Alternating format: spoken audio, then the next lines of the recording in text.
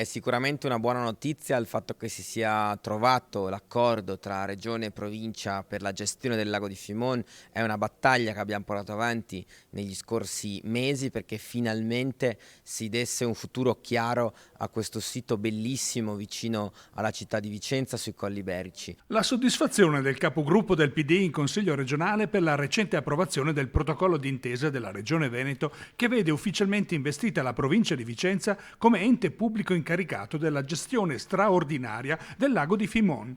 Possamai lo scorso anno aveva presentato una mozione che sottolineava l'urgenza di individuare stabilmente un soggetto in grado di garantire la tutela di questo delicato ambito naturalistico territoriale in vista di un rilancio turistico compatibile. Un punto di vista condiviso trasversalmente anche con altre forze politiche come la Lega, che aveva presentato una mozione simile con il consigliere Stefano Giacomin. Ora la provincia, che già garantiva l'ordinaria manutenzione, potrà mettere in campo ulteriori progetti di tutela proposti da un tavolo tecnico apposito e finanziati con 50.000 euro. Lunedì la firma ufficiale del protocollo, sottoscritta tra le parti proprio in riva al lago. Alcune cose importanti però sono ancora da fare. Servono più soldi perché i 50.000 euro previsti per le manutenzioni ovviamente non bastano.